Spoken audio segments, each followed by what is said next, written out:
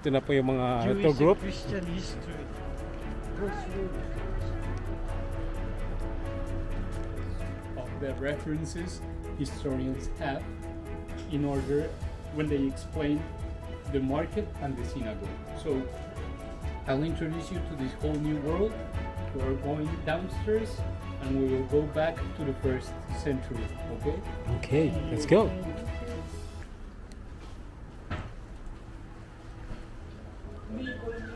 I-explain ko sanang mas mabuti kasi yung unahanan niya. Hello, Manishma.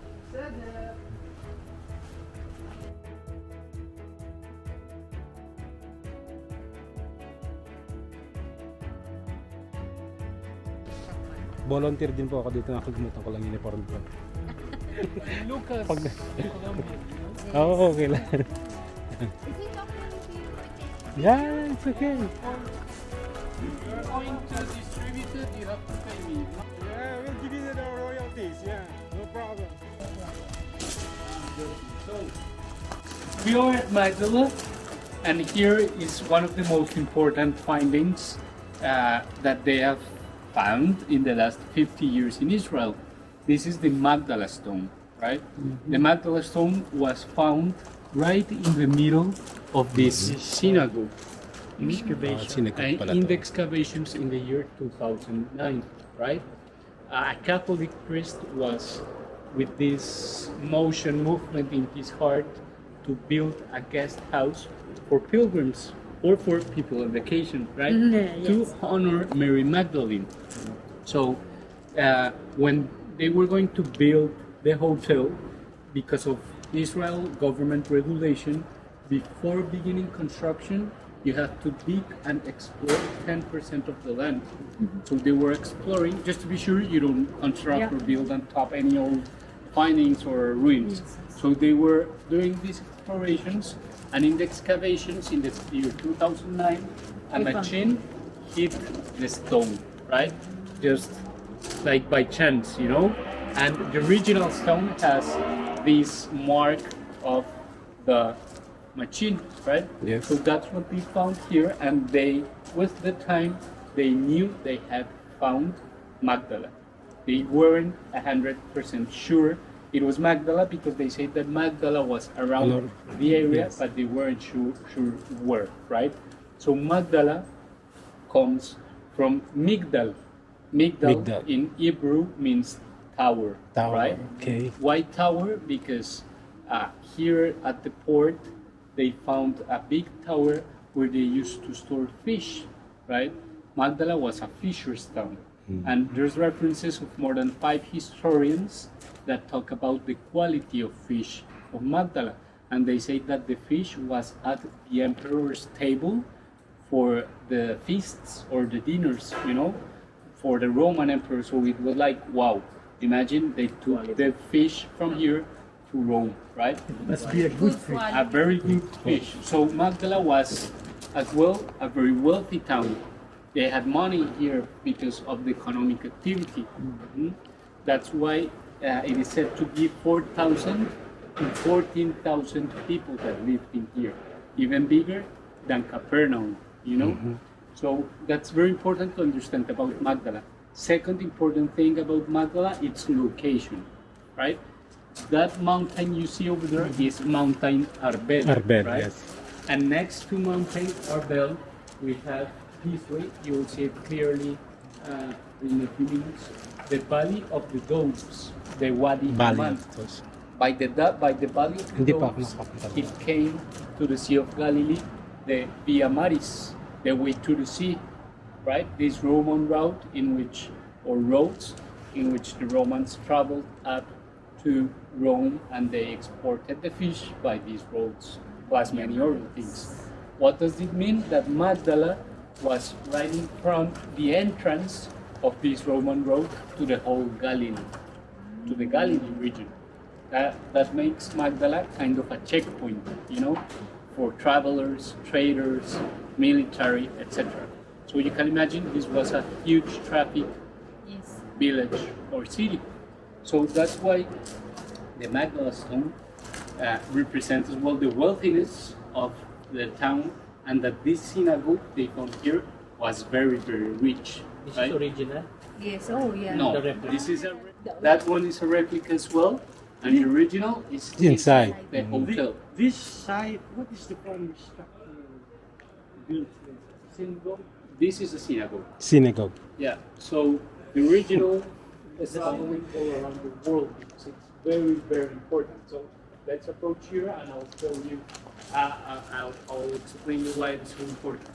Do you know about the Temple of Jerusalem? Yes. Have you heard the context of the Temple of Jerusalem? No, not. Okay, so the Temple of Jerusalem was the second temple built by the Jewish people, right? By King Solomon, right? King Solomon, yes. The Jewish temple from Jerusalem was destroyed in the year 70, right? In time of Jesus. So the Romans destroyed the temple, and this was the most holy place for the Jewish tradition, right? It was like for the Muslims, the Mecca, you know? Yes, yes. It was kind of something like that, you know, in terms of meaning for the heart of the people. So it would be like if today we destroyed the Mecca. What happens if we destroyed the Mecca? World War, you know? Yes. So imagine in the year 70, they destroyed the Temple of Jerusalem, right? Yes. And this synagogue is from the year 30, more or less. What does it mean? That someone who visited the temple saw the temple and engraved the temple in the stone before its destruction. The Jewish tradition, they have descriptions about the temple, how it looked like, how it was, but they didn't have a visual representation of the temple. This is a visual representation, not as like a photo. No, it's not a photo, but it has the key elements of the temple. Which were the key elements of the temple?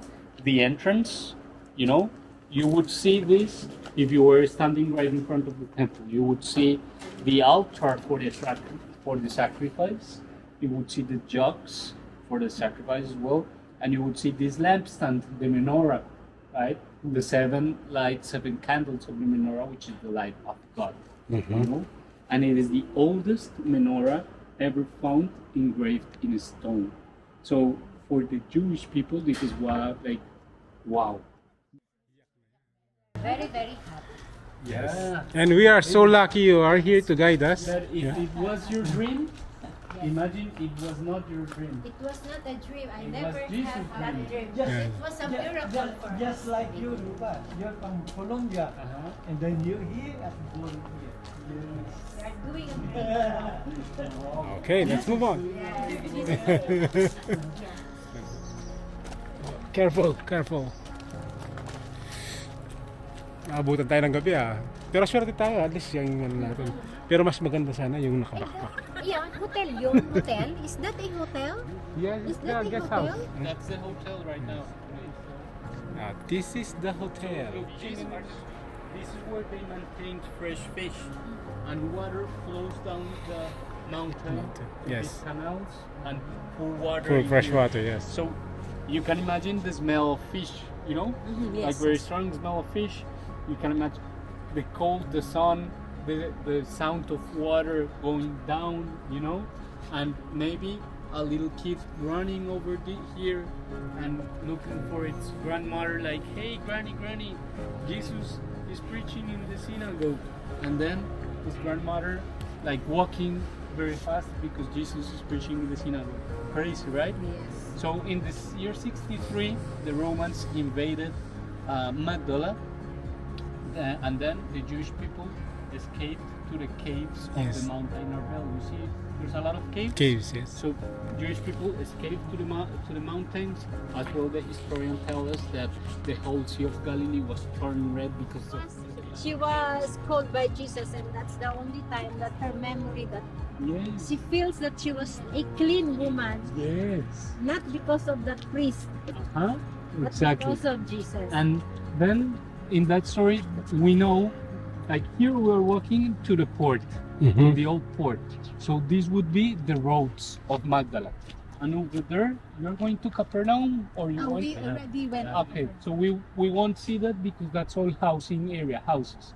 And you already saw a lot of houses in Magdala and in Capernaum. Yes. So let's go this way, but this would be the house area, right? Mm-hmm. And this would be the roads. Road and then houses. Mm-hmm. So we know that because of houses at the other shore, and he says, let's go to the other shore of the lake because they're waiting for us, something like that. As soon as they go into the shore, who he finds? He finds Jairo. Jairus is the chief of the synagogue, you know, the head of the synagogue. And Jairo says to him, Jesus, my little girl is dead. Please come and help me. And then Jesus, yes, and then Jesus says, okay, let's go to your home, right? And when he's walking home, it says a lot of people were around Jesus, and suddenly Jesus felt someone touch his garment, you know, and it's this woman who had blood flows and almost dying. She had done everything she could to be healed. Yes. That as soon as she touches Jesus' garment, she is healed. And then Jesus gets into Jairus' house and finds this little girl and tells her, Talita cum, little girl, raise up, you know? Right. So, Yeah. He's alive. It is your faith that heals you. yeah. Right. So that happens in here, right? Why? Because they say that this synagogue might have been the synagogue of Jairo. This is not. They have different theories, but they say that was not in Capernaum, because Mark Gospel, which is the more detailed to moments chronology, you know, they were in the other side of the lake before they crossed the lake, so it could have not been Capernaum, you know. And as well, the third scene that happened here in the Gospel is Mary Magdalene, who is casted out of the demons, you know? Yes. Jesus casting out the demons of Mary Magdalene, the 7 demons. So that's why they built the Duke in Altum, right? The Duke in Altum is a sanctuary, women, Mary Magdalene, and some passages of Jesus in the New Testament.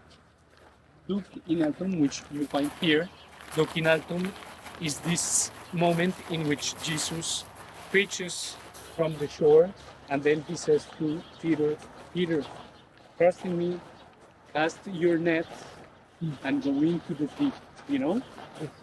Like roll into the deep, or like roll into. So that is looking out. In Spanish is remamar adentro. Go into the deep of our hearts, our insecurities, when we don't trust the Lord, when we don't find Him, when we don't see Him, and that's what Jesus is telling us.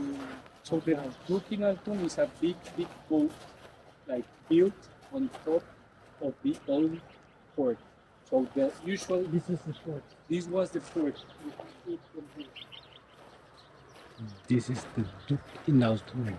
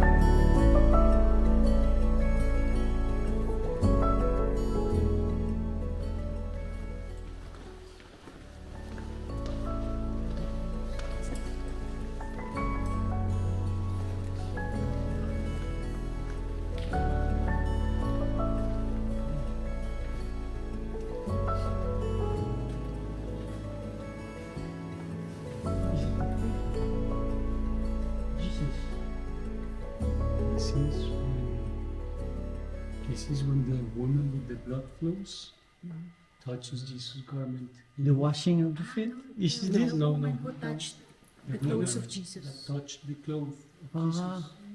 You know, that's the moment when she touches the cloth and she's all healed because of her faith. The sick woman. Uh-huh. Oh. You see? So you look, Jesus was walking down the shore. This stone is the stone, original stone of the port.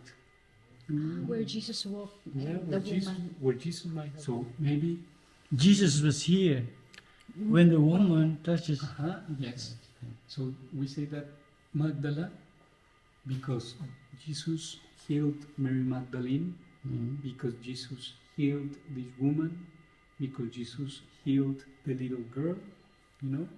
We say that Magdala is a healing place, a place for spiritual healing, physical healing, emotional healing.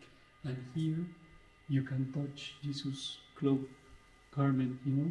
So this is the moment in which Jesus, you see, all the other feet are moving, but Jesus' feet is like this, and with his stick, and he says, "Someone has touched me."